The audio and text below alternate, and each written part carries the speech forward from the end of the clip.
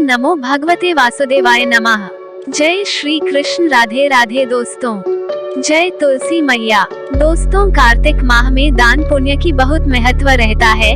नदी में स्नान करने से शरीर की बीमारी दूर होते हैं। तो प्रेम से बोलो जय गंगा मैया, जय कमला। दोस्तों, आपको हर रोज की तरह दूसरा अध्याय लेकर आया हूँ। यदि कथा सुनना चाहते हैं तो बातें ज्ञान की YouTube चैनल को कृपया लाइक करें, सब्सक्राइब करें, वीडियो को शेयर करें। तो आइए आज श्रवण करेंगे कार्तिक मास महात्म्य कथा अध्याय 2। नमस्कार दोस्तों, बातें ज्ञान की YouTube चैनल में आपका स्वागत है। इस चैनल के द्वारा भक्ति, ईश्वर कथा, पौराणिक कथाएं, प्रेरक कहानियां और ज्ञानवर्धक कहानियों का विशेष संकलन आपको मिलेगा और आप ऐसे ही ज्ञानवर्धक वीडियो देख पाएंगे। कृपया चैनल को सब्सक्राइब करें, वीडियो को शेयर करें और अपना बहुमूल्य साथ बनाए रखें। धन्यवाद दोस्तों। भगवान श्री कृष्ण आगे बोले, हे प्रिय, जब गुणवती को राक्षस द्वारा अपने पति एवं पिता के मारे जाने का समाचार मिला तो वो विलाप करने लगी। हाँ नाथ, हाँ पिता, मुझको त्याग कर तुम कहाँ चले गए? मैं अकेली स्त्री तुम्हारे बिना अब क्या करूं? अब मेरे भोजन, वस्त्र आदि की व्यवस्था कौन करेगा? घर में प्रेम पूर्वक मेरा पालन पोषण कौन करेगा? मैं कुछ भी नहीं कर सकती। मुझ विधवा की कौन रक्षा करेगा? मैं कहाँ जाऊं? मेरे पास तो अब कोई ठिकाना भी नहीं रहा। इस प्रकार विलाप करते हुए गुणवती चक्कर खाकर धरती पर गिर पड़ी और बेहोश हो गई। बहुत देर बाद जब उसे होश आया तो वह पहले की ही भांति करुण विलाप करते हुए शोक सागर में डूब गई।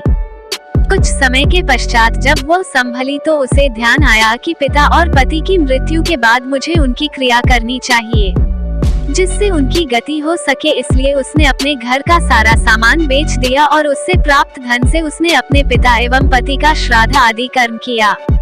तत्पश्चात वो उसी नगर में रहते हुए 8 पहर भगवान विष्णु की भक्ति करने लगी।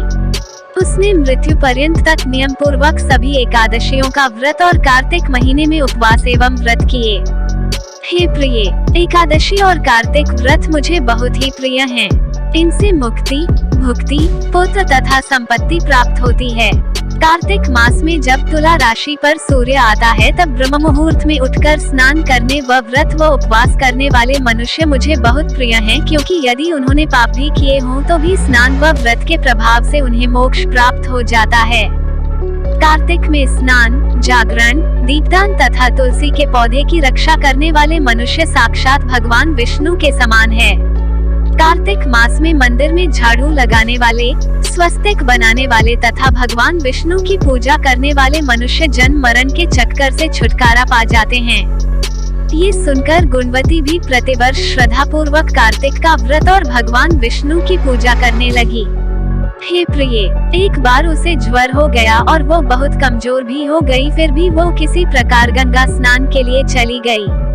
गंगा तक तो वो पहुंच गई, परंतु शीत के कारण वह बुरी तरह से कांप रही थी। इस कारण वह शिथिल हो गई। तब मेरे भगवान विष्णु दूत उसे मेरे धाम में ले आए। तत्पश्चात ब्रह्मा आदि देवताओं की प्रार्थना पर जब मैंने कृष्ण का अवतार लिया तो मेरे गण भी मेरे साथ इस पृथ्वी पर आए, जो इस समय यादव हैं। तुम्हारे पिता पूर्वजन्म में देव शर्मा थे तो इस समय सत्राजित हैं।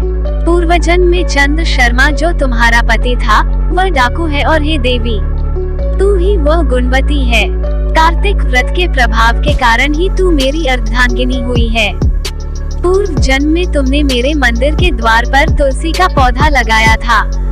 इस समय वह तेरे महलों के आंगन में कल्प वृक्ष के रूप में विद्यमान है।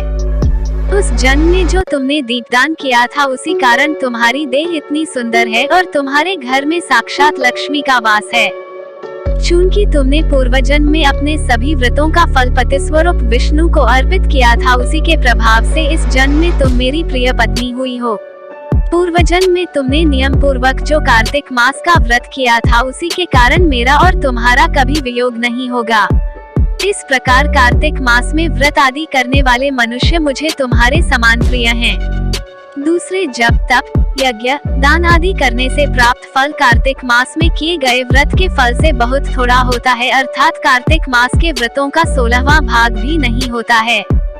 इस प्रकार सत्यभामा भगवान श्री कृष्ण के मुख से अपने पूर्वजन्म के पुण्य का प्रभाव सुनकर बहुत प्रसन्न हुई।